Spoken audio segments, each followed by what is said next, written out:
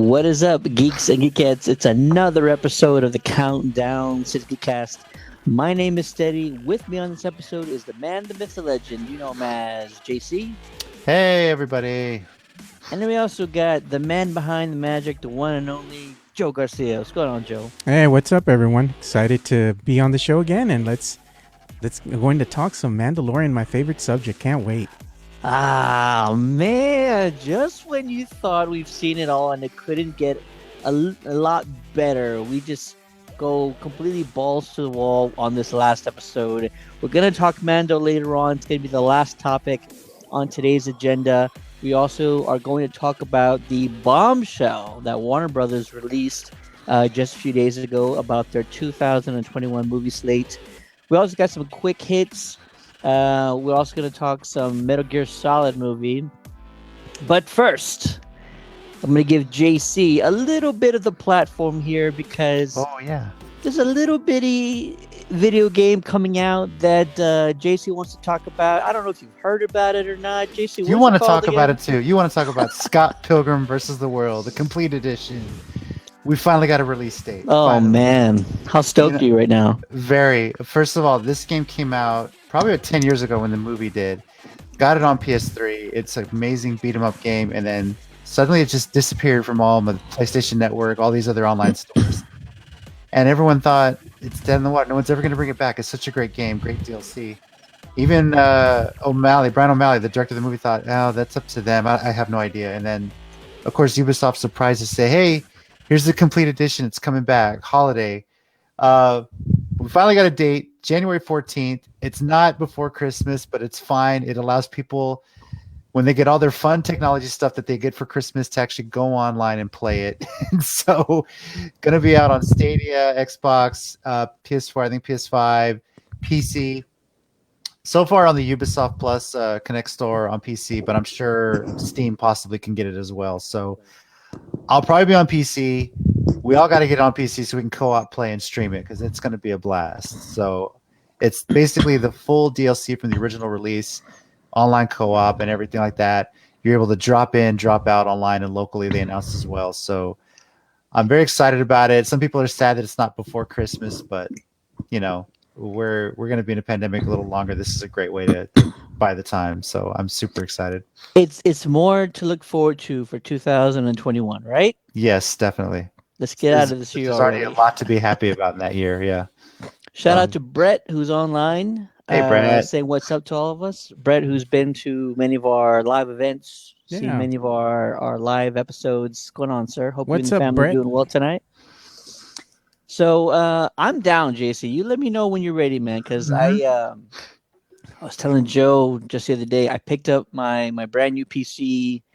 Absolutely love it. Been gaming a little bit longer than I should have been this last week. But I'm totally stoked that I finally have like some good solid hardware and some power behind some video games. So nice. Playing everything on like high quality settings, high quality graphics.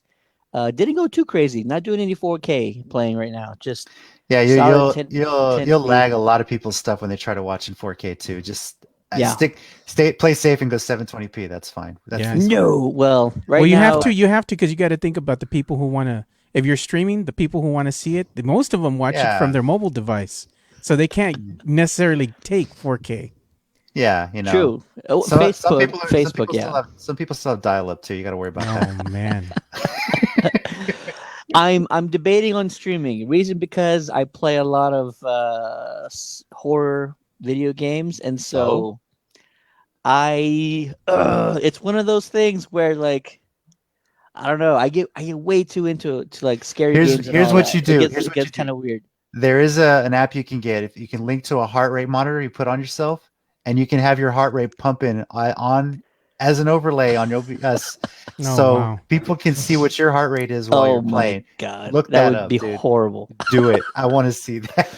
That would be horrible because I can feel my heart coming out of my chest while I'm playing already. Man. So I'm already aware of what's happening. Another shtick you could use is if you're going to stream and you want a lot of people to watch, stream, but wear a whipped cream bikini.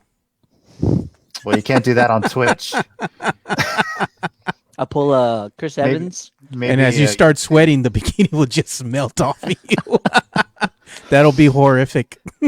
don't forget the Oh, banana man. in the back too. So, Oh yeah. man! Maybe for like a charity stream. I don't know about that. Wow. I don't know what charity you're supporting with that, but cool, man. Yeah. Whatever works for There's you. So, there's got to be one. There's got to be one out there that needs that kind of action. yeah. It'll be All right. entertaining nonetheless, Ted. And Joe, what about you, sir? You played. You're excited to hear, or not here, but you're excited to play the next the game coming out, right? The reloaded version of Scott Pilgrim. Yeah, I'm excited, man. Hell Can't wait yeah. to play it with you guys. And then, everybody has a gaming PC. I know JC recently, not too long ago, upgraded his computer. You got a new one. I got a new one. Brand new microphone and mixer for my wife as a so Christmas present. there you go. Shout out Tina. Thank you, babe. Yeah. Christmas came early. It did, definitely, yeah. Yeah, so JC got some good stuff there, and we can't wait to actually start playing this game, and then we can maybe record and then make it a part of the show or something, or go live from the some Countdown City Geekcast Facebook page. Live on Facebook, YouTube, or even my Twitch channel, whatever we're going to do. So, we'll cover all aspects of it. We'll do that. One of us can go live one way, one guy on the other, whatever. So yeah, it'll be fun. Yeah.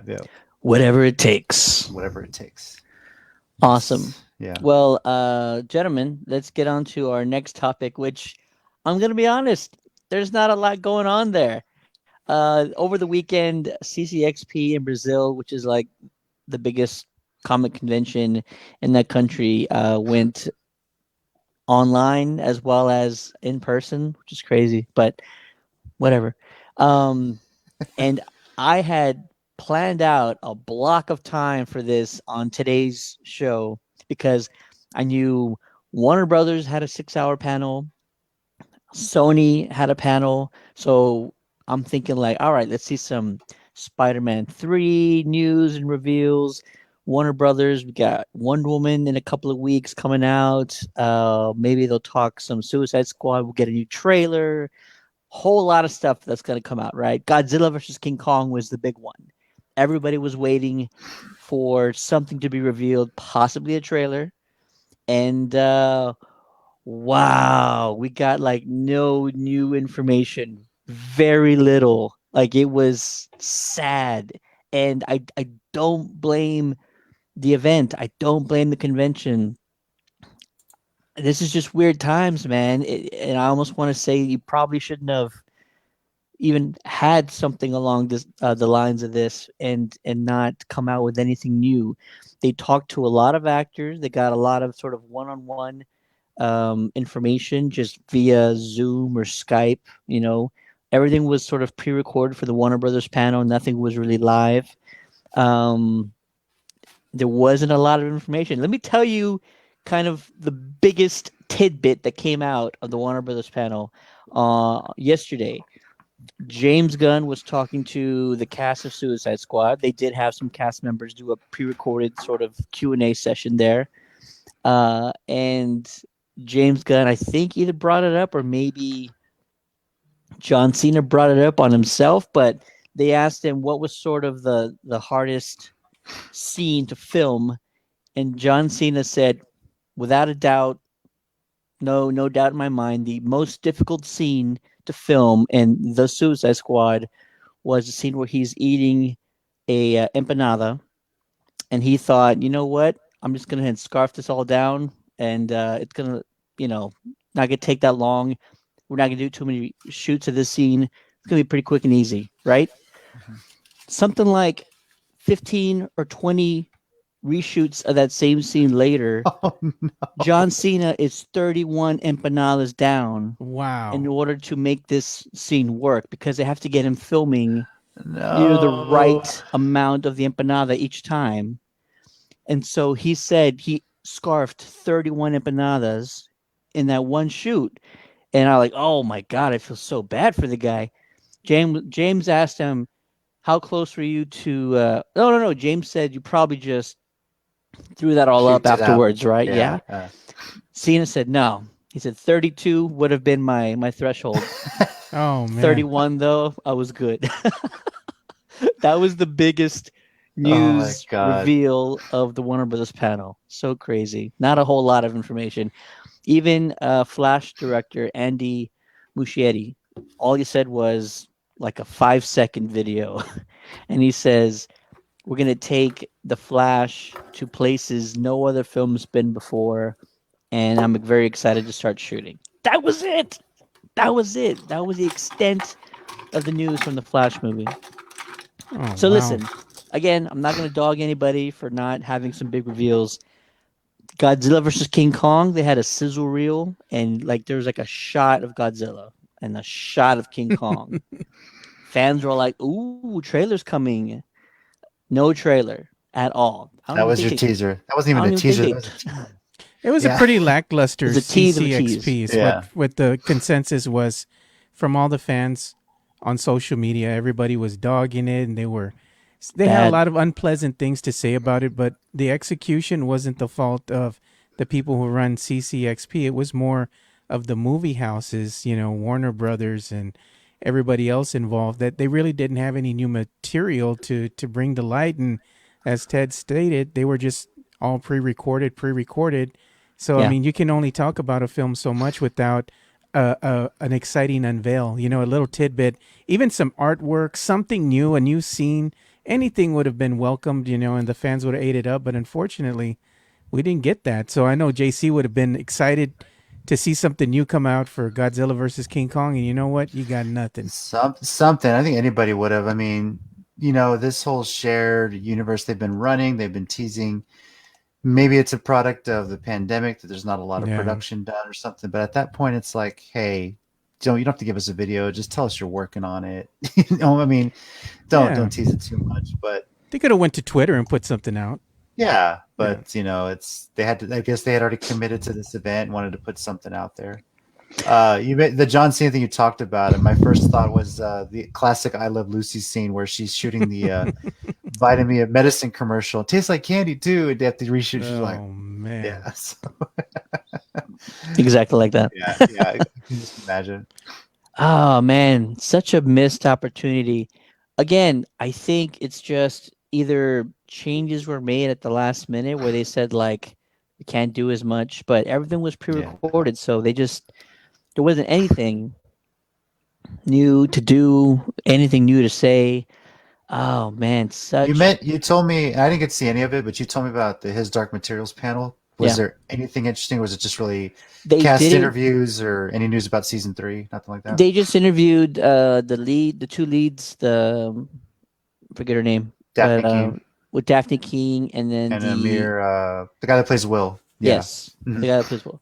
So they just interviewed those two, and they didn't want to spoil season 2, which has already started. Mhm. JC's probably all caught up, and I'm gonna catch up pretty I haven't soon. seen today's episode yet, but it's really good. So they just talked to them about what to expect for season 2. Nothing, no details about what's already happening in season 2. So it was very brief, and they just talked about their experiences on set Mhm. and their careers and all that. So very vague, very general, nothing major. Go back and watch it. I want you to see it. I know you eat that stuff up. Yeah, that sounds like it's a lot that they had at Comic-Con, virtual Comic-Con, but yeah, I'll check it out if I get a chance. Kind of leading into our next topic, this news did drop, and so you kind of thought maybe at CCXP we'll get a little bit more information about that. But again, nothing. So let's move on to our next topic, which is Warner Brothers dropped the bombshell just the other day, really, that all of their entire 2021 movie slate is going to be released simultaneously in theaters as well as on HBO Max. Huge news. Many fans love it. There's another side of the coin where fans are very worried about the future state of the theater business, and rightfully so. I think it is something to take into account, but these are just unprecedented times, and Warner Brothers, Warner Media just felt this was the right course of action to give people the opportunity. Look, I think this still helps the theater business, right? We're no longer pushing movies back. We're going to give you the opportunity to go to the theater and see them if you're willing to. make sure the theater is safe, make sure you are safe, your family is safe, but you're also going to have an opportunity to see this in your home. So one side of the coin is what's going to happen to the future of cinema, but I also think now movies are actually going to theaters. There's a group of people. There's a category of people that are going to want to go see them in theaters, and so you're going to have that opportunity. But the movie slate, I actually just posted the entire listing today. So if you want to see it, head on over to our Facebook page after this live video at Or pull up another window if you're on your computer and countdowntothegeekcast.com. take a look. Yeah. Yeah. So, There you go. If not, I'll kind of Multitask. pull up another tab. If not, I'm going to go ahead and call out a few of them. So one of the big ones I'm ready for, Mortal Kombat, is going to be released January 15th. Again, in theaters as well as HBO Max. The Tom and Jerry movie, Godzilla versus Kong, comes out in May. Tom and Jerry March. The Conjuring. I can't believe they're still making these things, but I'm all for it. June 4th. The Conjuring, subtitled "The Devil Made Me Do It." Space Jam in July, Suicide Squad August 6th, Dune in October 1st, and then that was the old Batman date actually, right? October 1st, 2021. I think so. Yeah. Yeah, there's an Elvis movie coming out in November. King Richard November 19th, The Matrix December 22nd, Matrix 4. And then Judas and the Black Messiah to be announced, Malignant to be announced, Those Who Wish Me Dead to be announced. For the full listing, because I kind of skipped 5 or 6 of them, again, open up another window, and we have the post there. Everything coming to HBO Max. Joe, we'll start with you, sir. What on this list are you most excited to see? Well, I think I'm excited to see that Mortal Kombat. I want to see what that's like on January the 15th because I was a fan of the original, which was probably Not the second. not the second. The original wasn't. Let's be honest. Look, the original has a cult following, and it wasn't because it was the best movie. I thought it was pretty faithful representation of the actual video game, and it wasn't a bad movie. It was done, I thought, really well. It wasn't like, wow, you're going to give it 5 stars, but you could enjoy it. You know, it was watchable and you could enjoy it. The second one was atrocious. So that's where they lost me. Horrible. Yeah, we want to act like that didn't even occur. You know, we'll act like that's not canon. So much like to our good friend Jeff Garcia is about the Rise of Skywalker. But that's neither here nor there. That's a topic for another show. But another thing that stands out at me is Godzilla versus Kong. You know, I've been wanting to see that.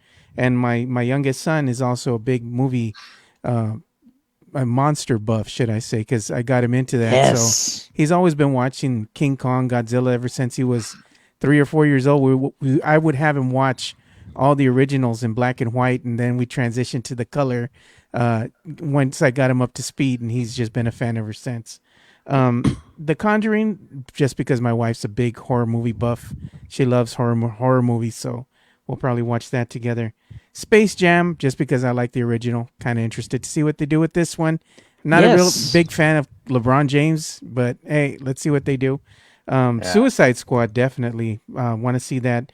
Dune is on my list. Oh, yeah. I remember the miniseries that we got, and you know, the various renditions thereafter, and each one's done something a little different. You know, so want to see how faithful they are to the book.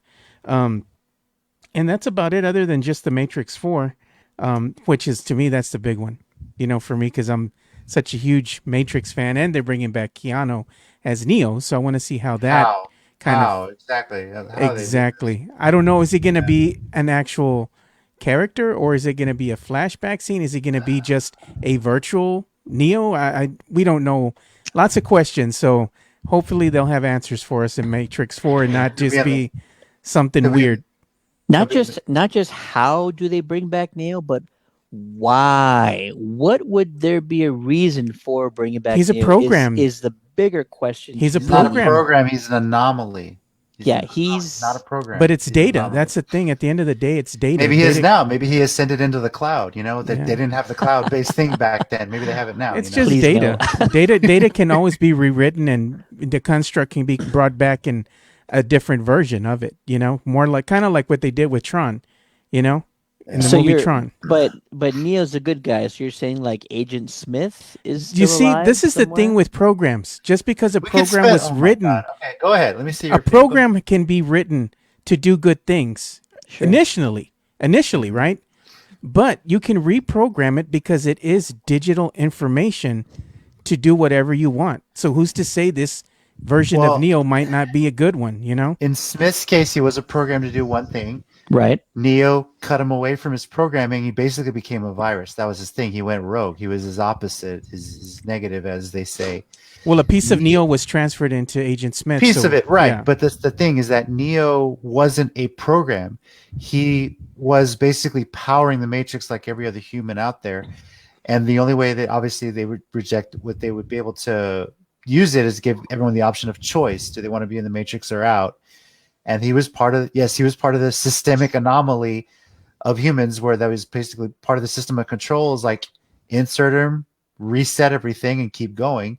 And obviously he didn't do that. Now there's peace. But my thought now is obviously that peace is failing. So maybe Neo's in the cloud now. Yeah. That's my guess. You see, the thing is that when But you why is when you peace get failing? wired Why? into the Yeah. Matrix, or when you get wired into there, some part of you is transferred in there, just like a digital aspect of every single one of us. Once we log in, we get on the internet, we share information across the big wide world, this big web and social media. A digital version of us is out there floating around somewhere. Same principle here. It's scary what's out there. If you've ever Yeah. seen Snowden, that one scene where he's explaining how everything works, it's freaking scary. Yeah. So Brett, I'm just saying. data can also be corrupted. Yeah, exactly. The Merovingian was a rogue program, things like that. So Yeah. So This it's is interesting. by far the nerdiest discussion. like, oh, that we we've ever can get gotten into. nerdier. We can get nerdier. All right. Shout out to Brett who says data can also be It corrupted. can be corrupted. Look at your SD cards; they're perfectly fine, and then one day from the next, corrupted data. Okay, so listen, bringing back Agent Smith is not interesting, right? He's already been defeated. He's dead. He's killed off. Yeah. You're okay. That's right. But so is Neo. Neo's dead, but he's coming back. So here's my point of view. Bringing back Agent Smith, not interesting enough for a movie. So hopefully that's not the plot of this film. Brett says data can also be corrupted. So what's better than having your evildoer be Agent Smith again? Having there be an evil Neo in the Matrix. That would be more interesting. Well, Maybe the machines are at war. Because the machines could be at You war. have a That's Shadow one option. Neo. Did they say Trinity's coming back because she's dead? Like, you I can't think have she Trinity is back. coming back too. Jesus Christ! What are they doing? Maybe she's the evil one. Let's see what the Wachowskis do. I would love to see what the Wachowski siblings do with this. I believe they're both doing it, right? Both of them are, or one of them is. I can't I remember. think for sure it Lana. Lana I is? believe Okay. Lana is. I'm not sure about the other brother. I'm gonna see it because it's The Matrix. It's one of my favorite cinematic trilogies. I want to see it. I'm interested in. You get back to Mortal Kombat. The only reason Mortal Kombat was praised was because it came out at the same time as the old Street Fighter movie, and that was shit. Oh So- man, it was bad. It was bad. Sadly, that was Raul Julia's last movie too. But anyway, Rest So, in yeah. peace. rest in peace. Mortal Kombat, I'm interested in. Tom and Jerry's my childhood. What are they doing? I kind of want to see that and see if my kids enjoy that. Godzilla vs Kong, I'm definitely interested in. I mean, it's one of those classic things we've never seen on a big production like this that I think would be really awesome Yeah. to see. So, I think the rubber suits don't classify, JC. no. Biggest question though, I mean, now I know Wonder Woman's not going to be any extra cost. Have they confirmed that all these movies are going to be part of your subscription, or are they going to charge like an extra fee for this? I think I read where it's going to be included with your subscription. Okay. They're not going to charge. It's a new thing that they're trying. Well, Warner Brothers, HBO Max is trying out. It's a ballsy move, because they definitely made a statement. Let's put it like that.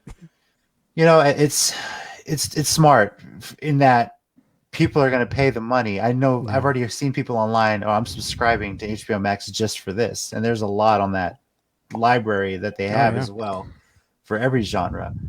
As far as movie theaters, and I know Ryan would probably be here from Almost Movie Talk blowing us up right now, but he's in Disney World right now. Lucky bastard.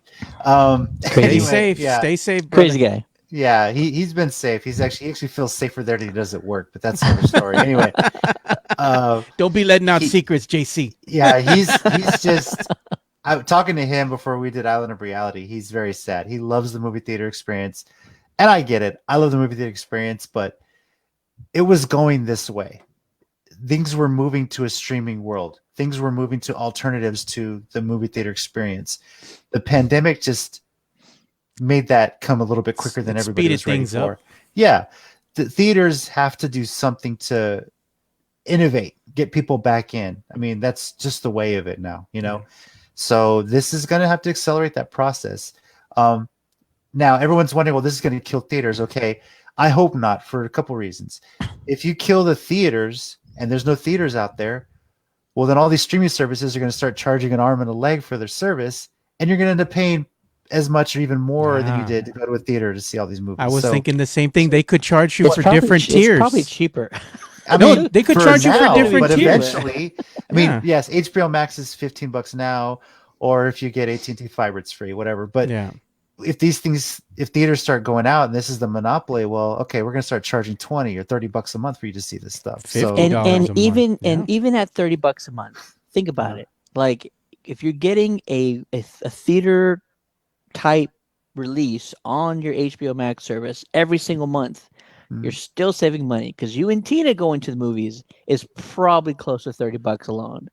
No maybe, drinks, no yeah. Well, popcorn, anything like that. unless we sneak in our own shit. But yeah, I mean, we go to the draft This house. is the yeah. way. This is the way. This is the way. I love the draft house. I like having the fact that they have food I can eat there. Gluten-free crust, that. dairy-free cheese pizza. Gluten is evil. Crohn's friendly. So being able to experience that in a movie theater, and I've been to the original draft house. It's not there anymore, but the original one theater downtown Austin, and that's a movie theater. That's a movie theater experience. So my hope is that theaters learn to innovate, do that, and I don't think they're fully gone. A lot of us out there, Steady, you included, we love going to movies, especially geeky movies, being surrounded by people who love the same stuff we do, cheering when the big Superman logo comes up on the screen for like the first time in years. That sort of thing you're only going to get in the theater. And I don't think the business is dead. It just needs to evolve.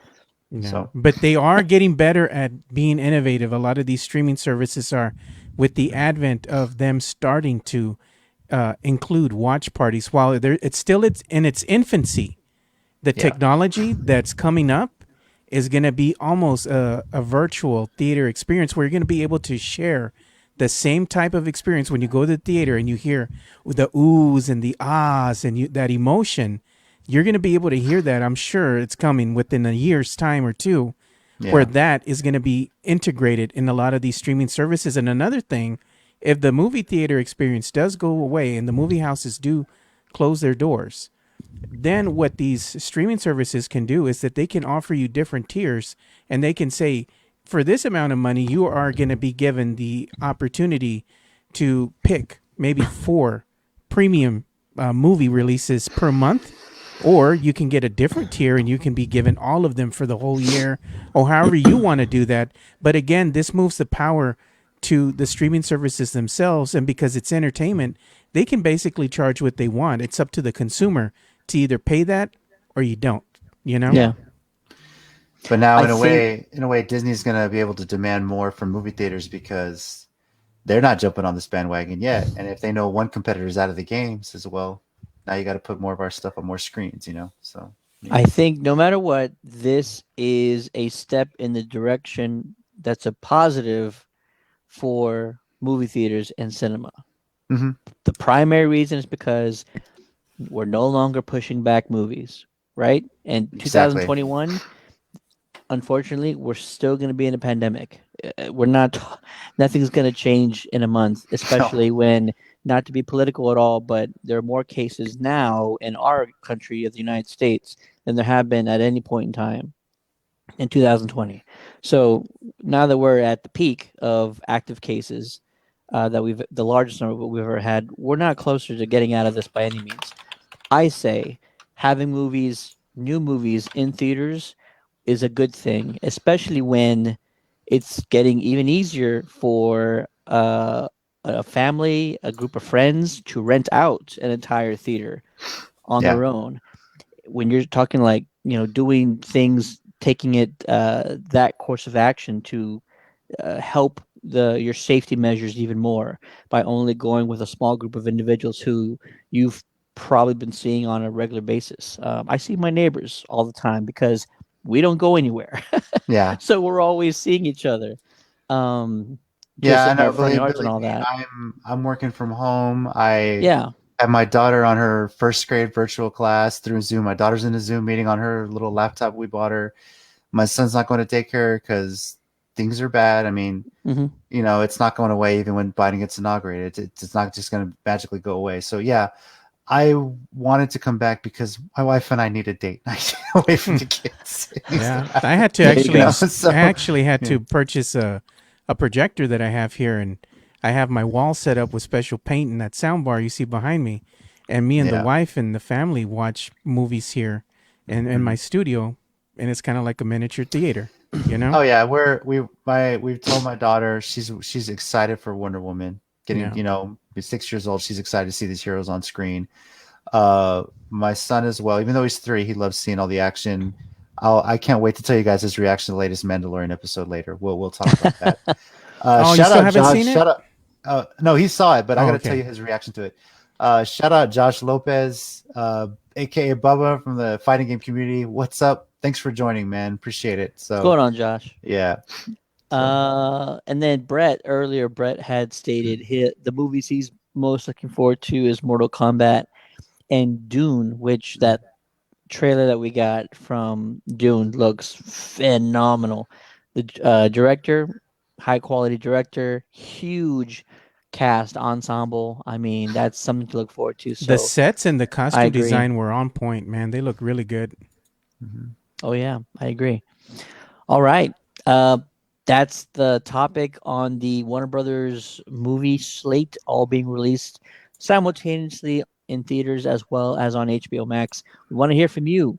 Do what Brett did. Write down which movies you are most looking forward to from Warner Brothers in 2021. I already said, um, shoot, what did I say earlier? I already said Mortal Kombat, Mhm. but I'm also going to throw in the Suicide Squad. That's one of the biggest DC Comics films I'm looking forward to because James Gunn is one of the most talented directors in Hollywood today. Like, hands down, bar none, case closed, period. That guy made Rocket the Raccoon and a talking tree like some of the most favorite lovable characters in cinema history. So for Yeah. a guy being able to do that with Guardians of the Galaxy, turning that group into a household name, And the I tree only feel like he speaks three can do words. I anything. am Groot. Yeah. I am Groot. Yeah. James Gunn can do anything. I feel like he can turn wine into water if he wanted to. So wait, what? Water into wine? That's backwards. No, I can do both. There you Yeah. go. Yeah. Cool. So let's do a couple of rapid fire hits real quick. First of which is all about Oscar Isaac. And the guy is going to be probably the busiest actor in Hollywood pretty soon. Just when we had released information, he's going to be playing Marvel's Moon Knight on a series on Disney Plus coming up in the near future. We just got information, I believe, yesterday. Oscar Isaac is in talks to play Solid Snake Snake. Yeah. in the Metal Gear Solid movie. I didn't think this day would ever come. I'm excited. I've played 2 or 3 Metal Gear Solid games. They're all incredible. I really want the essence of the game to be in this film, utilizing all the stealth tactics as like clear as possible. The action sequences have to be just over the top. The sky is the limit with a Metal Gear Solid movie, and now you're telling us Oscar Isaac is playing the lead role in this movie. I'm all in. Let's do it, baby. I can't wait. JC, you stoked? I like it. I like the casting. If it confirmed that way, he has the look already for it. So I'm just surprised it took this long to get a Metal Gear Solid movie. But I'm interested to see if the games themselves are pretty cinematic. So I wonder if Hmm. this is going to be completely different from any game. Not fully follow a story of any particular game, but be its own story in its own. That's what I'm interested to find out. So. Joe, how about you, sir? Interested and scared at the same time because I like Metal Gear Solid. It's one of the games that I played with my son, my oldest. Oh yeah. So you have high expectations going in, especially me being a fan of the movie, or anybody else being a fan of the game that is going to be a movie now, should I Mhm. say? And we all know the history that video games have when they are made into movies. Not all of them are successes, and the reason being is that sometimes the story and the essence of that game is better played than experienced in a movie sense. So it's going to be interesting how they're going to be able to recreate that same feeling, because one of the joys of playing Metal Gear is actually playing Snake the character and sneaking Yeah. around, being stealthy, getting your kills, meeting your objectives on every level, and getting closer and closer to unraveling the story, you know, that is so intriguing, and it's something that you get vested in with the characters, and just being part of that world, and the thing is, when you try to kind of bring that to a movie, it's a tall order. So there's going to be things like me and JC are always nitpicking, about the Amazing Spider-Man, for example, and some various other movies where they get a lot of flack. Some of the fans, they come out and say, "Oh, we didn't like the rendition of Spider-Man," for example. But then I give it a second look, from a different perspective, and it's not that bad. So I'm hoping that this will be the same thing. If you go in with an open mind and not try to nitpick every single thing, you can enjoy the experience. But go in with an open mind. Yeah, Metal Gear Solid is famous for doing some meta stuff with the video game. Yeah. Like there's one boss battle where you have to unplug the controller and plug it into player two to actually finish the boss fight. Little Or things like that, or it reads your memory card. it reads your memory card, like Yeah. little things you have to do. So I'm wondering if for the movie, if you have to go into theater, if they make you like connect to a certain Wi-Fi and then some shit happens on your phone at a certain Oh scene in the man, movie. I would love for them to do that'd be crazy. something meta like that to really mess with people and get them into it. That would be amazing. Yeah, I wonder if So they're gonna have the clones. You know how they had that cloning story aesthetic to yeah. the whole game. So that would be. I don't want to ruin it for people who haven't even played the No, game. I mean, go play the games. Yeah, Kids, get your parents' permission, and yeah, so yeah. So that'd be it'll be fun to interesting. see. Yeah, This is another one of those scenarios where fans sort of campaigned for something to happen like this. Oscar Isaac had actually revealed in March of 2019 during another press interview that he was throwing his name in the hat for the Metal Gear Solid movie. So it's taken this long, over a year and a half, it's Or been a to while. Monster Yeah, Hunter, for come out with that example. Look at what information. happened with Monster Hunter, for example. Fans wanted a Monster Hunter movie based on that mega following that they have for the game, and now we have that, and the trailer looked good. So I'm hoping this will follow suit. we'll see. Hoping. I'm hearing mixed things in advance, but I'm hoping for good things. Listen, video game movies have a stereotype or history of It's sort a of 50-50 not show. turning out Yeah, pretty good, Yeah, but we've had some major hits. We just talked about the original Mortal Kombat, which I feel like is a top five all time game Sonic the adaptation. Hedgehog. and we've had some Sonic was stinkers. Don't great. forget Super Mario Brothers. You shut the hell up. That's strike one. That's strike one. Boom, I don't boom! I care. had to get it in. I I don't had care to if we're get it streaming in. this on your computer. That's strike one. God damn. Even you And, know it wasn't good, JC. Come on Oh and now. we no, and earlier we we don't also speak of talked that shit. But about probably the best adaptation ever, which was Scott Pilgrim versus the World. Yeah. which is So based off a comic. But yeah, Yeah. definitely. Yeah, definitely. definitely. Yeah. Mhm. So So it's possible. It yeah. can happen. The opportunity is there. Like I said, sky's the limit. Mm. Put a great director behind the lens, a great cinematographer, and make sure that Double Dragon, greatest movie I of all just saw the time. Brett. comments. That's awesome. Wow. you know what? I mean, when that movie came out, I was kind of young, so I actually liked it. I actually liked Double Oh Dragon. no, man. Okay, It doesn't hold up by any means, but I here, liked it when I was a kid. here's the funny thing. IGN is famous for on April Fools putting out random like trailers or news, stuff like that. April Fools jokes. One year they did a Legend of Zelda movie trailer Oh. on April Fools, Oh and man, outside of how stupid Ganon looked, it actually looked great. So maybe that'll happen one day. If you want the stuff of nightmares, look up Zelda for the Philips CDI system. No, I don't. I That know. will No, scare the I heck out know. of you. I know. Wow. Let's move on before I get pissed off even more. You already talked about Super Mario Brothers movie, so yeah, we yeah. got some more news. If you were following some of our older episodes, there was one episode where we talked about the crossover event for the CW. It feels like forever ago when that happened. God, yes, yeah. Um, During that crossover event, which was incredible, one of the very last shots, spoiler alert, one of the very last shots was David Ramsey's character, John Diggle, who his father's name was Stuart. So for years, fans were wondering if they were ever going to do it. Make John Diggle, John Stewart, aka Green Lantern. One of the final shots was John Diggle picking up a box, opening it up to a green glow illuminating his face, and that was it. That was cut. Now that Arrow, the show, is over, Mhm. there's been a revelation that David Ramsey, aka John Diggle, is not done with the CW Arrowverse TV shows. As a matter of fact, he's kind of going out in a big way. First of all, he's going to be guest starring in 5 episodes across the Arrowverse.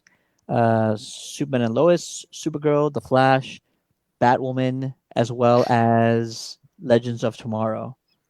And in Legends of Tomorrow, they are keeping his role as a secret. They're calling it a secret role for Legends of Tomorrow. And so he's going to appear in that show, it sounds like a little bit more than the rest of them. But for right now, it looks like he's going to be back. And if you ask me, if you ask the fans, there's no better reason to bring him back than to put the Green Lantern ring on him and officially crown him part of the Green Lantern Corps. JC, you were one of the ones who talked with me during the crossover event. It's been almost a year, I feel like, Hard to since believe. It's been a year since it started, actually, since the crossover started. The first 3 episodes. Yeah. there you go. So now that we're getting David Ramsey, John Diggle back, there's no other reason to bring him back other than make him a Green Lantern, right? Right? That Right? has to be it, right? I mean, you one of the final scenes of Arrow was him finding the ring, what fans have been clamoring for. They even teased it in Not Even Crisis. Go back to Elseworlds when Yes. Flash Knight he says, "Hey, where's your ring?" Where's your ring? So yeah, so it has to be it. Maybe this is a lead into possibly him getting his own series. Maybe he's like Green Lantern in training or something like that. Or maybe they're just going to mess with us and have a cameo by Ryan Reynolds just for the hell of it. So no, you kind of have to go that direction. It's they teased it enough, and maybe unless he's debating putting the ring on or something, but it's just the direction you kind of have to go. You know, So You know, speaking of Green Lantern, it did show. They did have a showing of it. I think it was last week or last weekend, something like that. And I said, you know what? I'm going to watch it again just to see how bad was it really. This is as bad as I remember. And the yeah, answer is yes. It was. yeah, It was that bad. I try to give it a second chance. yeah, Just like I did with Spider-Man, the Amazing Spider-Man. I was like, no, this is a stinker. It really is that bad. yeah. And there's no saving that, Ted. no, there's It's okay because in canon, Deadpool went back in time and killed Ryan Reynolds before he could take the script for that movie, so it never There you happened. go. You're And welcome, Canada. So yeah. oh man. Um all right. So Joe, any final thoughts on David Ramsey's character coming back to the Arrowverse?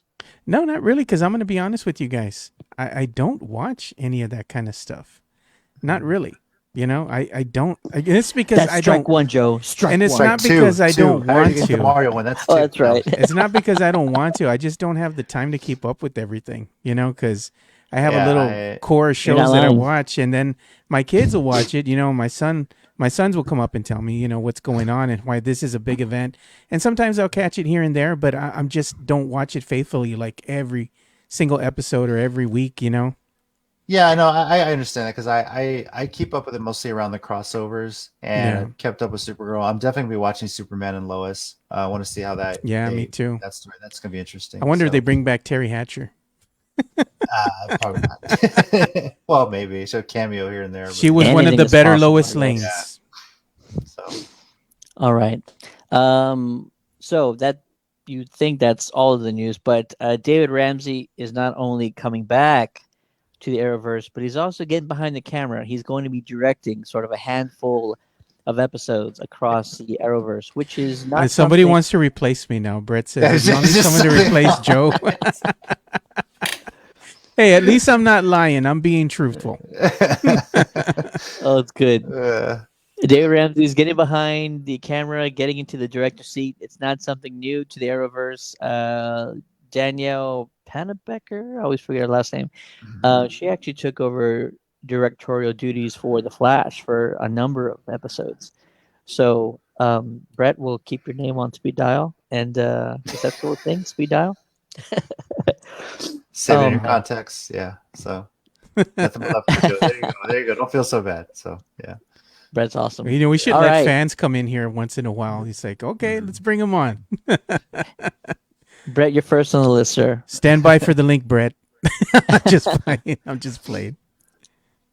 Cool. So before we get into our major topic of today, got a couple of things to call out just first. We've launched the Battle of the Santos tournament. It's going great.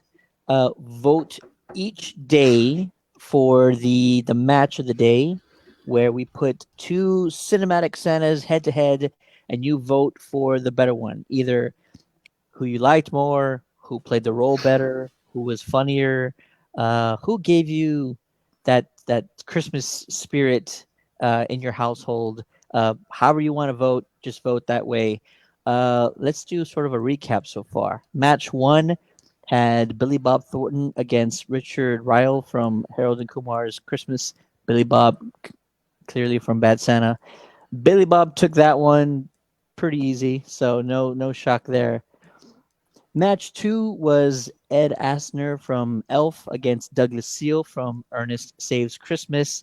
And I couldn't save Douglas because he ended up losing to Ed. So Ed's moving on. Was in it the turn. convincingly, or was it just by a slight margin? Let's go back. Let's check. It was slight margin, 5-3. Because I'm telling you that Ed he's a sneaky Santa, man. He's a sneaky Santa because he's underrated. He's actually not bad. He really is. Yeah. He really is. Match three. This is a fun one. Jeff Gillen from A Christmas Story went up against Tim Allen from, of course, Santa Claus, God, and man, that's pretty tough. much it pretty Yeah, much it went is. though exactly how you thought. About 75% of the votes went to Tim Allen, so he's moving Dude's forward. got three movies. And did you see the actor that played his son Charlie? He's like, I want a Santa Claus 4 where Charlie takes over for his dad. Hell yeah! Yeah, That but would that be means amazing. Tim Allen's character's got to die. Come on now. No, he can retire, can he? I He don't can know. give the Is suit there a up. clause for that? Is There that another- probably is. the retirement clause? The retirement clause. There listen. you go. If you remember the first movie, Santa didn't die. The one that fell off the roof, he became one with the Force. So it doesn't mean they're dead. He They comes just back died. at the end of the third one as a Force ghost and like, good shit. Yeah. Why aren't they doing Wow. that? Anyways, today's matchup is a good one. Paul Giamatti from Fred Claus versus Richard Attenborough from the '94 film Miracle on 34th Street. You have less than a couple hours to get your votes in. Right now, let's see. Richard is ahead, 10-4. So not too close, but You definitely have some time to get some votes in. I think the first round's going to go pretty much exactly how you expect. When we did our rankings, there was a clear favorite that we all agreed upon. So the rankings were pretty much the same across all the Geekcasters because we that's how we actually came out with these brackets. We ranked all the Santas first in advance, and So it we wasn't like our put. Marvel one where it was everywhere, you Yeah. know. But in our defense, there are no like horrible Marvel movies, and we Yeah. picked the top I don't 16, know. That Thor: The Dark World was pretty bad. which didn't even make it. It didn't even That's make how it. bad it We was. Didn't we make it. only Yeah. picked the top 16 for the MCU Yeah. bracket, and then we That and had the Iron Man 2 was bad. That was a stinker too. exactly, and Yeah. none of those made our tournament because we only picked the top 16 MCU films, and then on the other side of the bracket we had the top 16 Sony and Fox films, and so we only had the best of the best, cream of the crop. Yeah, but We go back fought and the listen battles out. to us talking to Jericho about his rankings on that episode. Is Oh friggin' Lord. hilarious. He did Yeah. throw a wrench in a lot of things, yeah. So anyway, Oh man. Okay, so Battle of the Santas tournament, the not so March Madness December event, is in full effect. Come back each and every day on Facebook to see the matchup. Tomorrow will be match 5. I don't know if I have exactly who that is, but tomorrow will be match 5. Also check our stories to kind of get updates. I'm also going to post the current state of the brackets probably tonight before I go to sleep. And that's not all. That's not the only voting you have to And do. there's more. Wait, there's more. Wait, gentlemen, we are up for an award this month. We're up for the best podcast potentially Mhm. in our hometown of San Antonio. And you, the viewers, you are going to be the thing that helps us possibly win this prestigious award. So, San Antonio Magazine is doing a month of voting for the best podcast in San Antonio, and you are allowed to vote each and every day for the countdown to the Geekcast. Clearly, your favorite podcast of all time, I think. We hope. At least while you're We here. hope so. So if you want to figure out how to vote, head on over to our Facebook page, look for the pinned post, and you're gonna see exactly how to vote. There's gonna be a link for you to go to. It's gonna take you to some categories. Click click on the personalities and culture category. Scroll down to podcast and look for Countdown City Geekcast. Place your vote. You can vote once a day through the month of December to the 28th. And it's up to you guys. You can be the reason why we win Best Podcast in San Antonio. Share it with your friends, share it with your family.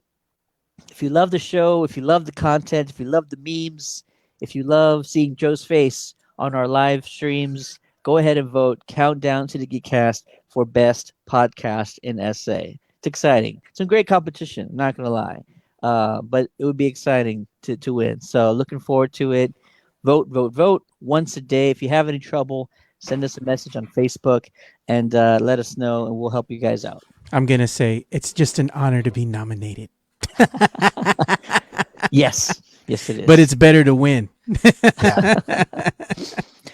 Gentlemen, the reason why we're all here today is for the epicness that was chapter 14 of The Mandalorian. Just when you thought things could get any bigger, any better, Mando and Grogu. You go and pull something like this and totally redeem yourself. Yeah.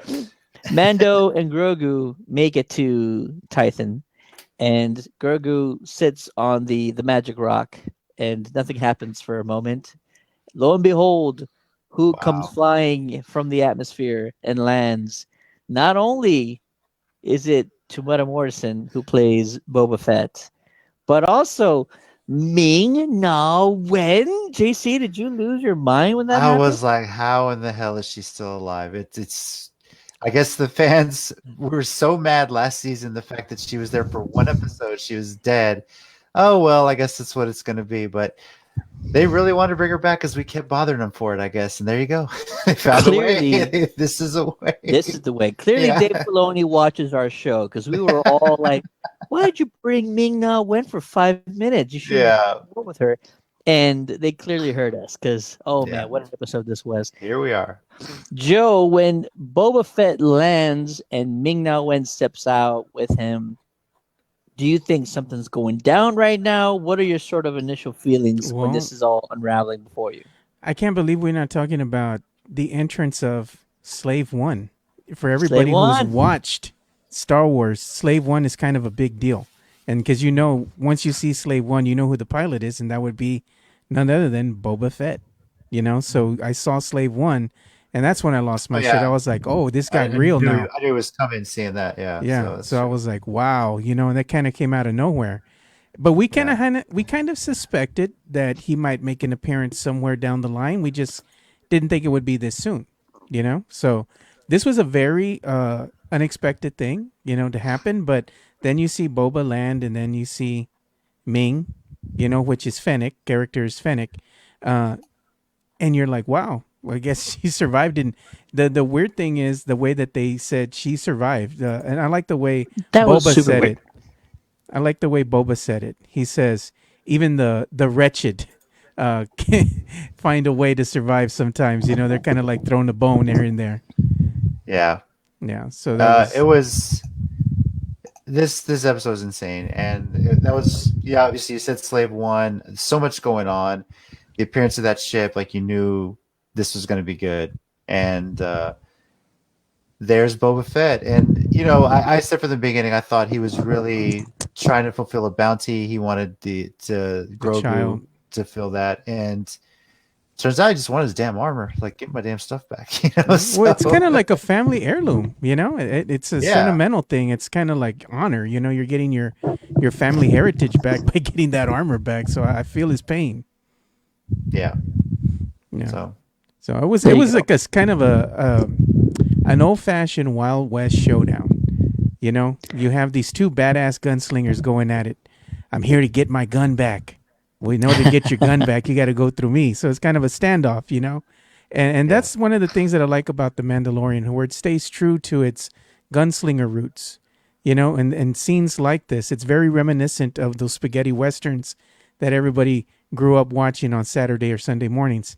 And I like these little nods that it gives to its heritage, because the show is closely based on spaghetti westerns. So I liked it, man. I thought the episode was really well done. There was a lot to soak in a short amount of time. And Robert Rodriguez did an amazing job in directing this episode. It's he's like, the goat, man. hats off He's to the you, my best. friend. There you go. There you go. Let's sort of take into account. Sorry. I thought it was Let's- your daughter at first, and then I'm like, what's going on? That was Ted? his son. Anyway, go ahead. Let's sort of acknowledge that for at least 1 week in the Star Wars universe, San Antonians were sort of at the helm of the Star Wars boat, sort of navigating through the galaxy, the Star Wars ship navigating through the galaxy. Mando, who is played by a San Antonian, Mhm. Pedro Pascal, and then Robert Rodriguez, who I believe was born in San Antonio, who was directing this episode. Pedro wasn't born here, but he actually lived here for a good part of his life. He said back in the 80s.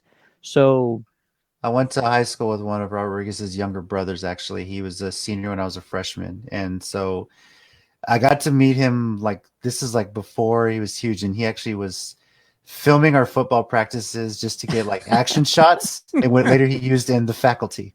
So hey, imagine that. Yeah, he was just kind of just trying to get some cinematic shots. He's out there with his 8mm, just filming us, and then put that in The Faculty, some sort of action shots. And really nice guy. So, and a lot of the, I wasn't an RTF major at UT, but I had some friends that were, and they said, some of the classes they're watching some of the films he made as a student at UT as examples of some of the assignments. So the dude's the best, man. Anything he does is just gold. The Mariachi series, everything, it's amazing. So Love the Mariachi series. Yeah, and he's not slowing down either. He's got No.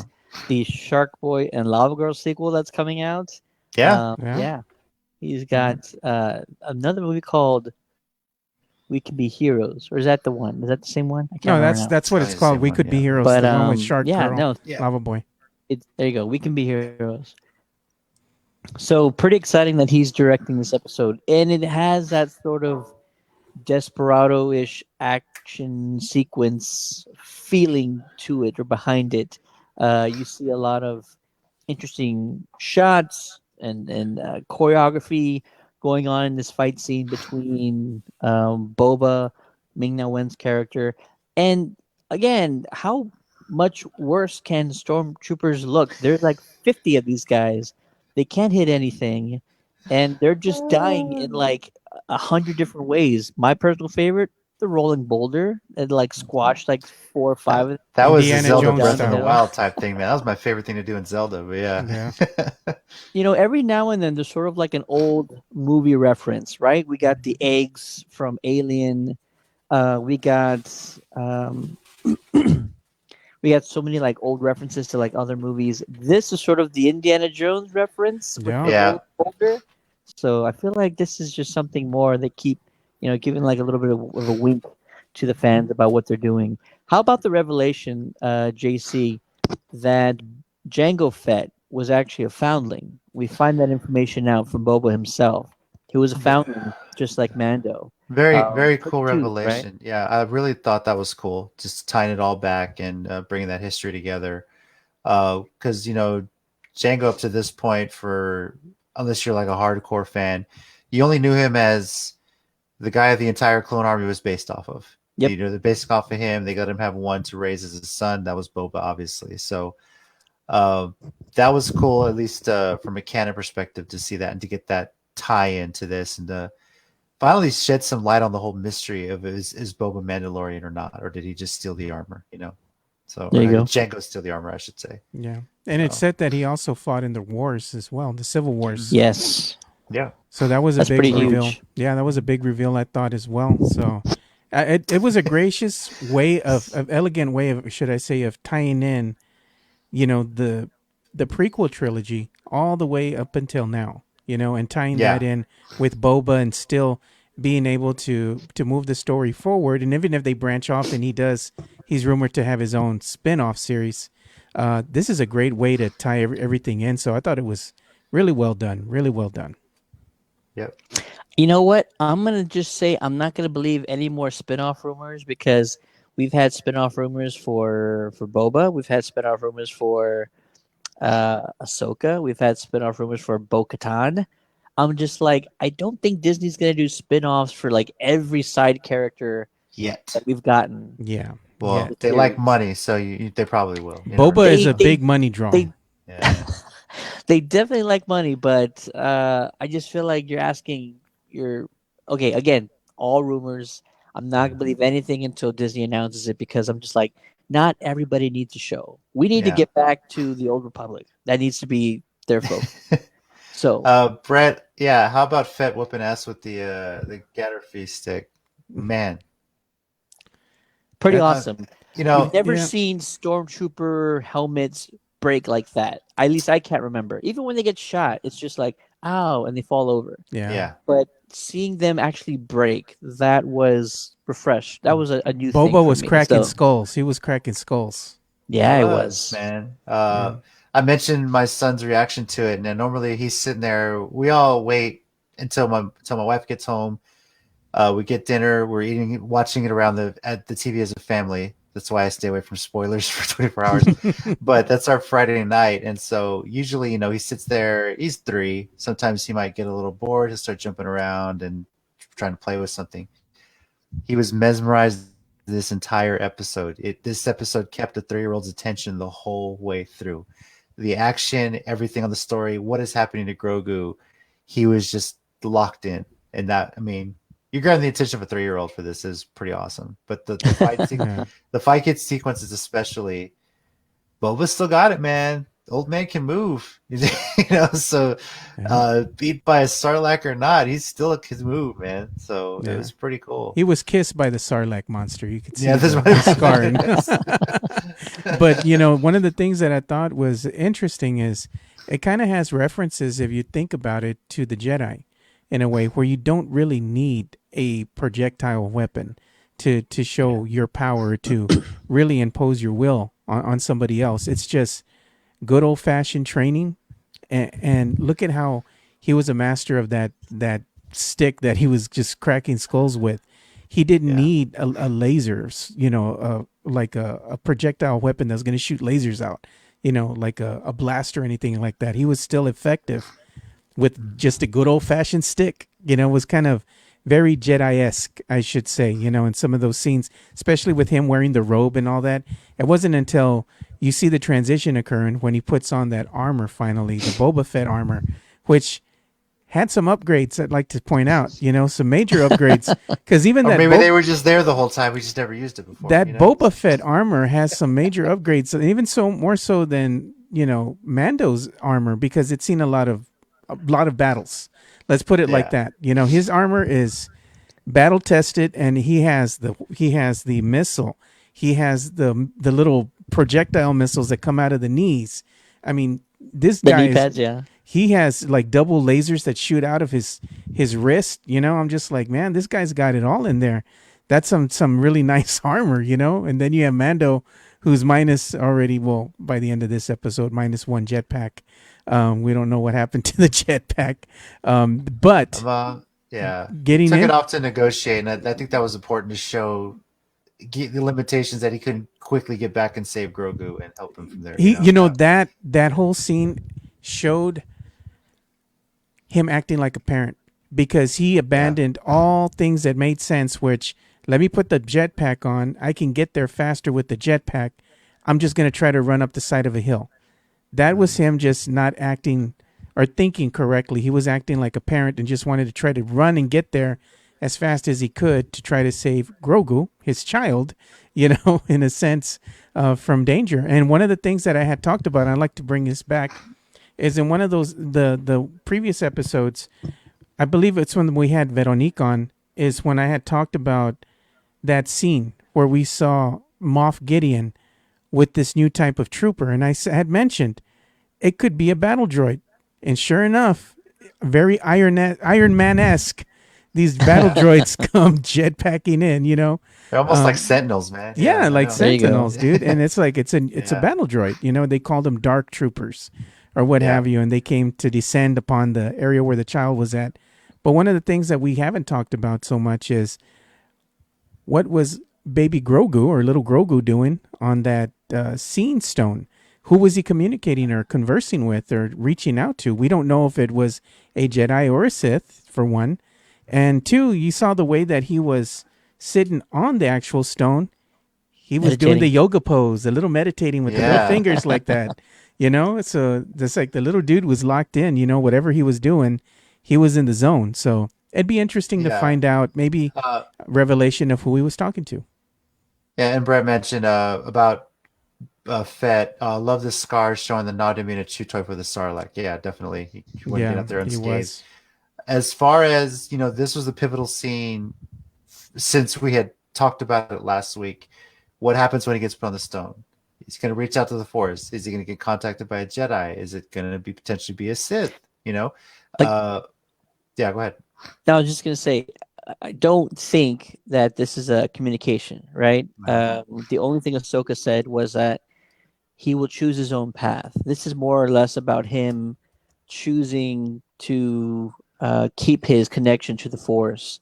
And she didn't say that it's like a phone call, but she did say that if there's any Jedi out there, they will be able to sort of feel his presence or feel him using the Seeing Stone. So I just don't feel like it's going to be some sort of a connection he's making with someone directly, but it's going to be sort of an echo that another person can feel.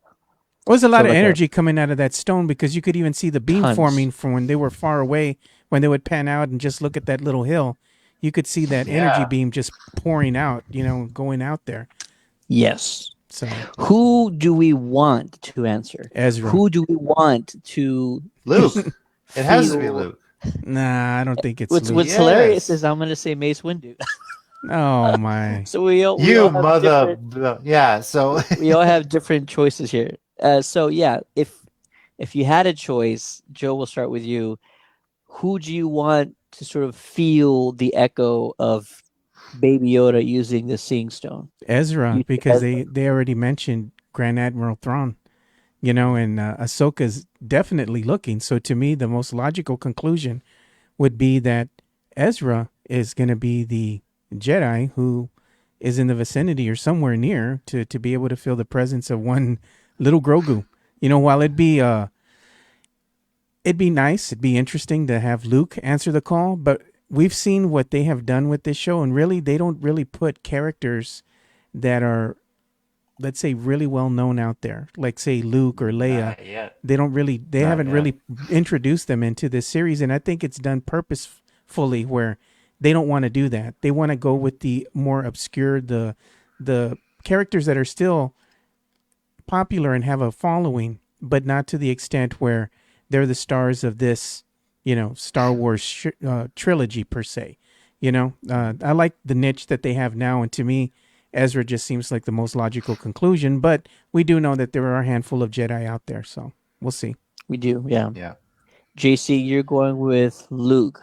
I mean, You I want would love to to see Luke. It'd be a way for Mark Hamill to make a cameo. He's got to at some point, right? I'm sure he's a fan of the series, and it's very Mark Hamill is to make sort of a cameo. But I'm still on the mindset of what if it's not a Jedi that reaches back to him? What if it's a Yeah. Sith? Darth Maul is still alive, right? What if it's Yes. him? Yep. he's still alive. So I would actually love to see that as a bit of a plot twist. But He may or may not be. I Yeah. think what we're starting to find out is that I kind of mentioned it on the last episode. The Mandalorian series takes place in parallel with some of the final seasons of Rebels. Yeah. So Ahsoka, who we saw a few episodes ago, she actually is sort of along the same pathway as the last few seasons, or the last season, I think, in Rebels. Mhm. That's why she's looking for Thrawn and Ezra, or just looking for Thrawn, basically.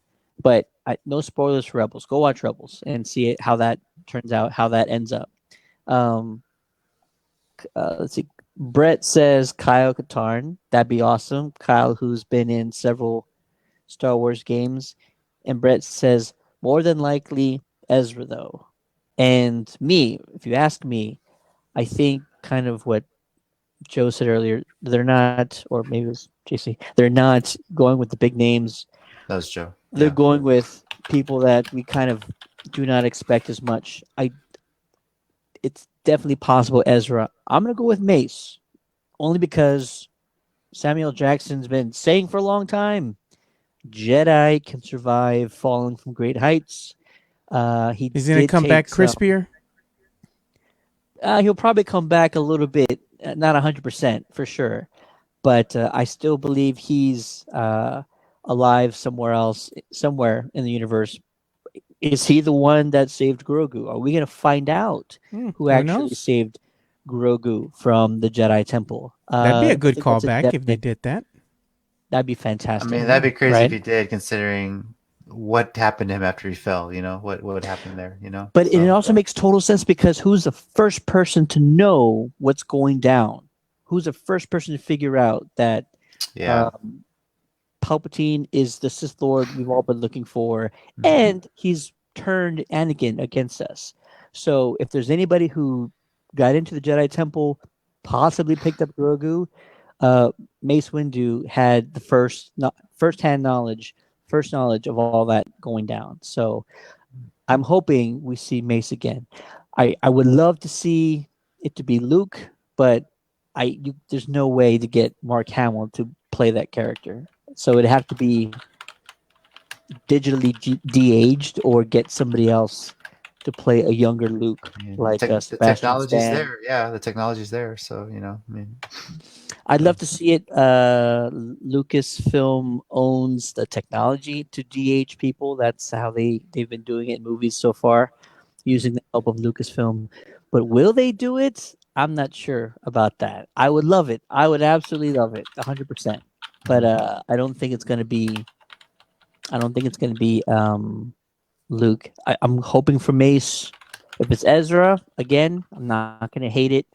Could it be Cal from the Jedi Fallen Jedi Order? follower. I was just thinking that. Are they going to start to bring in some of the video game characters, or maybe, or this is the way they can bring some of the old legend stories back, because they have the option to add those legend stories to canon if they so choose. So you wonder how they're going to start bringing in characters, if they're going to make some nods to those characters or go the video game route.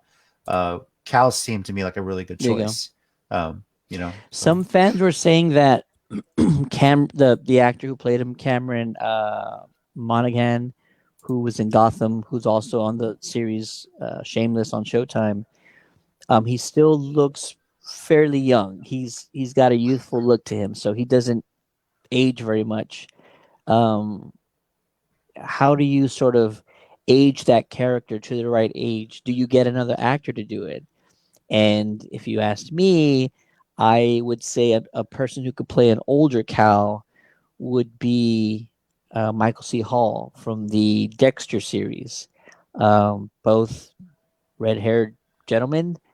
He could play a sort of a early 40s looking Cal, if you ask me. So I mean, they're going to do that because I don't think Cal's sort of the leading Jedi to sort of answer the call. But just fan theories, throwing stuff out there. If you want to bring Cal back, you got to age him a little bit. Get an actor like Michael C. Hall to play an older Cal. or just get aging prosthetics. Those have been around a long time. The old classic makeup is there. So There you go. yeah. All right. So the Dark Troopers. You guys say they look pretty awesome. I'm like, we didn't really get to see them do anything. So they pick up Grogu, who's napping at this point. How very convenient to grab him while he's napping. And they take him away. That's not the worst. That's not the only bad part about this episode. But we also lose the Razor Crest. And I blame you, Yeah. Jeff Garcia, because you brought this upon us. He did say Jeff's he been- wanted it to blow up. Jeff's he been was wanting the done Razor with Crest that, to be destroyed man. since like episode 2. I'm like, Jeff, what are you doing, bro? Yeah. So he finally got his wish. No more Razor Crest. Like not even a little bit's left. Like nothing's left. Except for that little Disintegrate. ball. That little ball. Yeah, but you That's feel the bad, only thing left. you feel bad because he get those Theos at that one planet got it to run again. Mira, I'll make it fly. So I was like, it boom. sucks, man. Yeah, but that was pretty sad. I mean, almost as sad as Grogu getting kidnapped, but seeing the Heartbreaking. ship blow up, it was just like no. So it was. This is where the evil starts to win. So, but There you go. Yeah, I think they were all Well- surprised too. They said the Empire, it's back, because they saw Yeah. the Star Destroyer, and right. they was like, well, I'm not gonna engage, I'm just gonna watch and kind of get the heck like, out of there. I ain't messing with that. Yeah. So, Yeah, exactly. It was a smart Yeah. move because a little ship against a big old destroyer. Yeah, who's gonna win that battle? Yeah. Yeah. So I think it's the makings that I think we've been talking about for quite some time on, what they're gonna wind up doing. Kind of Even moving even things before forward. the season started, even before season 2 Yeah. started, we said there's going to be a point in time where Mando will lose him. The Empire will get Yeah. at the time Baby Yoda, the child, back.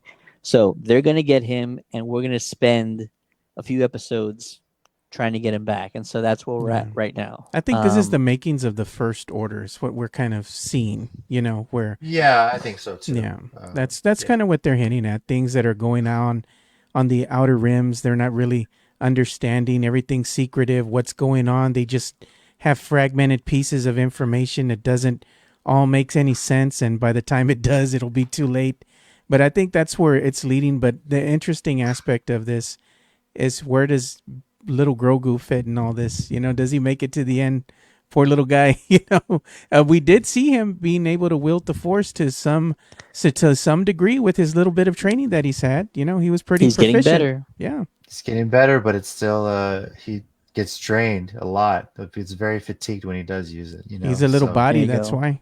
Yeah. He has widow arms. Yeah, that was the last shot of the episode. Grogu in his holding cell, just playing with these troopers, throwing them across the room, bashing them together like he would a couple of action figures, Star Wars action figures, in his own room. Brett on the feed said those dark troopers reminded me a little bit of the HK unit from the original Knights of the Old Republic game. Absolutely love that game. I know what you're talking about, the orange HK unit, which I think we also got a little bit of a reference to that in one of the last episodes too. So yeah, I love that they keep bringing these little references, here and there. Maybe whoever answers the Grogu, no, that can't be right. Don't even. I'm not even gonna go there. There you go. So, Old Republic. I can't wait for them to start really tapping into that. Some Star Wars breaking news. I don't know if you guys saw this or not, but a Old Republic animated series is in development. So, Okay. Brett, I don't know if you heard that or not, but anybody who's a fan of the Knights of the Old Republic video game series, they came out with the first two fantastic games. Then they came out with the online sort of MMO game that was, I don't know, kind of not the right direction in my opinion, but nonetheless, Yeah. they did it. And right now, we've already announced the novelizations that are coming out, the comic series that are coming out, based on the High Republic is what they're calling it.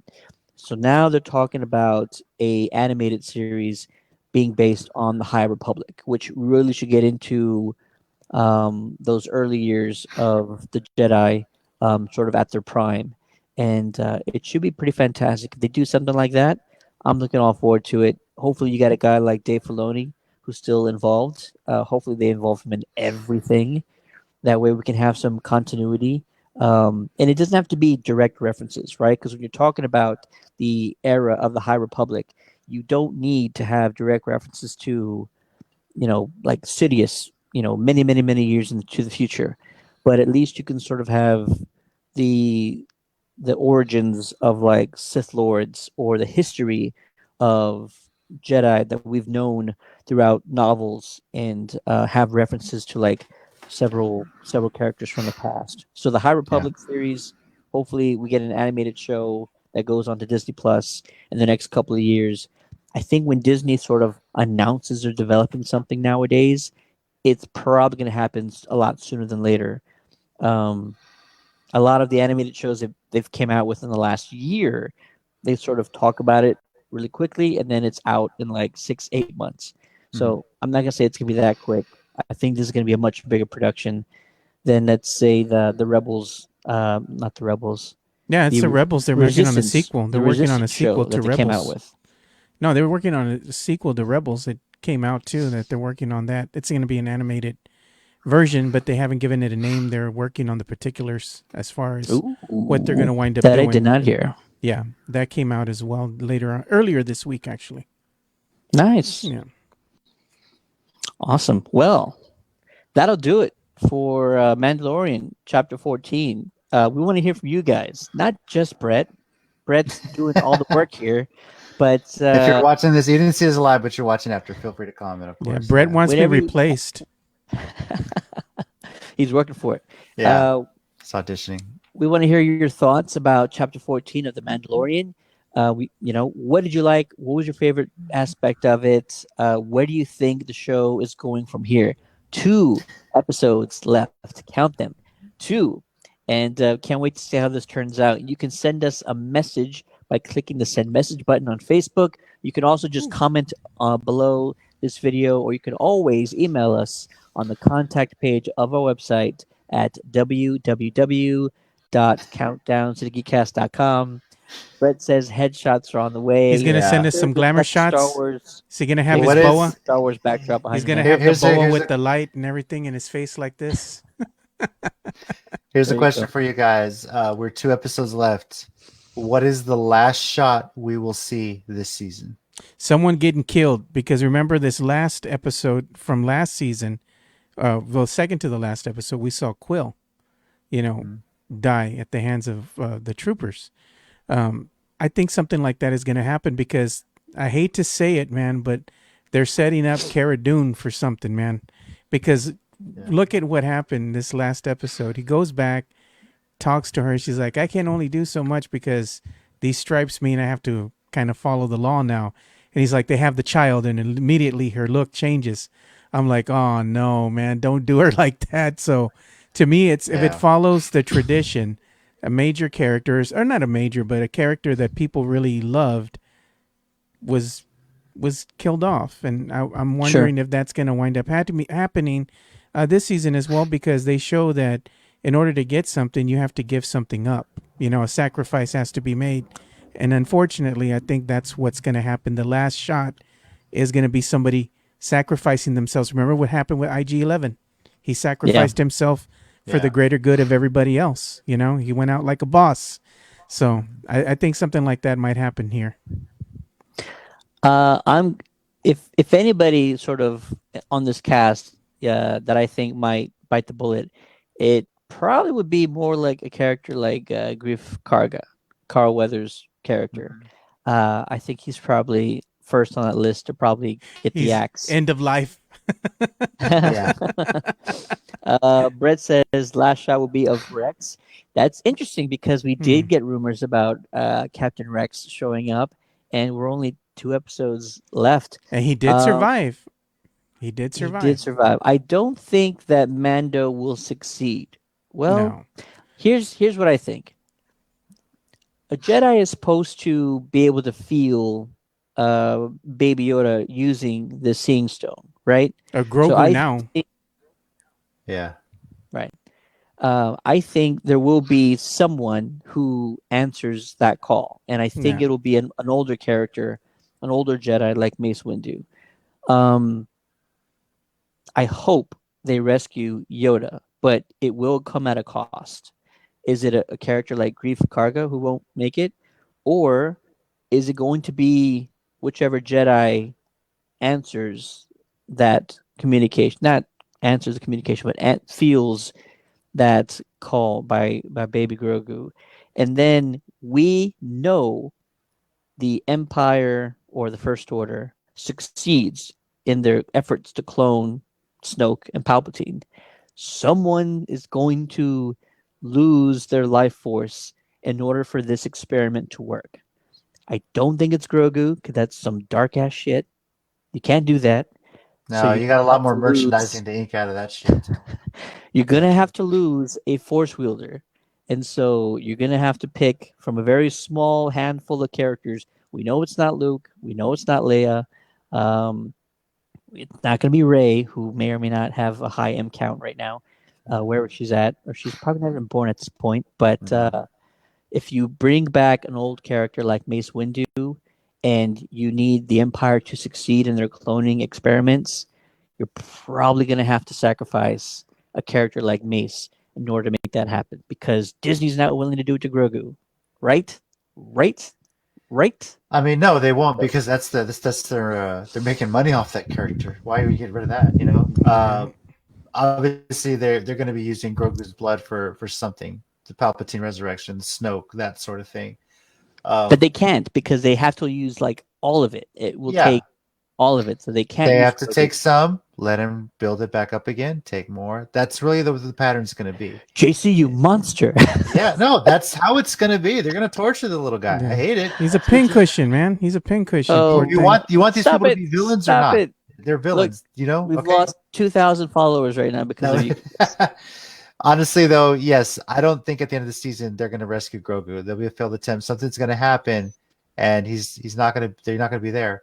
The last shot of the season, whoever it is that answers the call that Grogu made, will show up at that scene stone. We'll see who it is, and then the scene will cut. That's how I think this season's going to end. That'd be pretty good. Yeah, and that's how they're going to leave you until they give you another season. So they're Uh-huh. going to have everyone talking. people will cancel their Disney Plus subscriptions because the season is over. This is the way they'll resubscribe when season 3 comes out. That's just how it goes. I got But a They better will- one. I got a They will better ending. resubscribe when the Kenobi show gets exactly. released. Wow. That's coming up. Unless they're next. MCU fans, they'll watch WandaVision in January. But still, I want to see WandaVision. Yeah. So the last scene, whoever it is answers the call, is going to show up at the scene stone. Then they're going to cut. That's going to be it. Yeah, I It'll had an be idea. It's like, what if they show up to the Scene Stone, right? And that Jedi or Sith, whoever it might be, goes and immediately also looks to see the wreckage of that ship that got blown up. Maybe they can say, hey, well, maybe the person who kind of put the call out or sent out the call, maybe they met their demise here in the ship. And right when they're trying to put 2 and 2 together, maybe they feel little Grogu's presence, and that's when it stops because they're like, they're still alive, somewhere. So that's it. And then Brett just commented it's going to make Steady swoon right now. If he wants to read it, go for it. Oh, Brett says maybe we won't see the person at the stone, just someone standing there, and then a purple lightsaber lights up. Oh, there you go. There you go. I reposted a interview from Samuel Jackson on a talk show over in the UK, where he talks about the origins of the purple lightsaber. He knew he was going to be in that huge arena scene in episode 2. Yeah. And he wanted to be able to find himself in the action. So he came up with the idea of getting a purple lightsaber for the sole purpose of being able to say, like, oh, look, there I am. Yeah. I'm right over there. There's no point. He just wanted to stand out. Yeah, exactly. There you go. So if you want to see a video, scroll through the feed of our Facebook page to find that Samuel Jackson interview. It's pretty good. Yeah. Oh, man. I had one more thought. Okay, There so you go. the reason why they're even on Titan is because of Ahsoka. Ahsoka could probably, still feel Grogu using the Seeing Stone, so she'll know that they got there. But maybe she'll have a change of heart. Maybe she'll feel like she let them down, or she came around or something, and she's going to be the person to get to Titan and see the wreckage of the Razor Crest. Mm-hmm. She's the only person who's met these two. She's met Grogu, she's met Mando out of all the Jedi. And so when she sees the wreckage, she'll know something needs to happen. Something is up. She'll need to come to their aid. If anybody else shows up, I don't see how the story progresses from that point. If Ezra, Mace, Luke, if anybody sees just that crater in the ground, they're just going to be like, I wonder what this is all about. And that's it. How does the story progress from there? So I think Ahsoka could be the only one who can actually progress the story by possibly having a change of heart. Yeah. I had a thought too when I was watching the episode, Ted and JC, when they immediately come onto Tython and they see that little ruin, right? They see the ruins and they see that little stone there. And my way that I think, I was like, what if they're in the wrong place? Maybe that there is a different temple somewhere. Maybe this was not the temple that they were supposed to go to. You know what I mean? You were supposed to go to the First Baptist Church. You went to the Second Baptist Church right across the street. Yeah. So exactly. Yeah. So I was just like, hey, it could happen. It'd be weird if they kind of, at the end, they pan out to another shot and it's like, this was the temple you were supposed to go to. You were not supposed to go to this one. So whoever you called was not the right person, Funny, JC, you actually say that Wayne's World reference. Yeah. Actor Josh Gad just had a reunion of Mike Myers and Dana Carvey on his YouTube series Reunited Apart Returns. Oh, no way. So Wow. go check it out. It just dropped yesterday maybe. Uh-huh. And it's a Wayne's World reunion. Excellent. Party time. Awesome. Gotta go check that out. Would you guys be interested in the sequel to Wayne's World? Is that something we all care Oh about? man, I don't know if I would. I would be afraid they would ruin I it. don't know. Yeah, I'm okay with them leaving it where it is. There's not a whole lot more you can do. It's classic. Do these guys have kids? Reboot it, reshoot it, have- reuse it, and reuse it. If you want to make some easy cash, just recycle and rehash. Repeat. Yeah. Animaniacs, buddy. Like leave it alone. I'd say just leave it alone. Yeah. Leave it So, alone. mhm.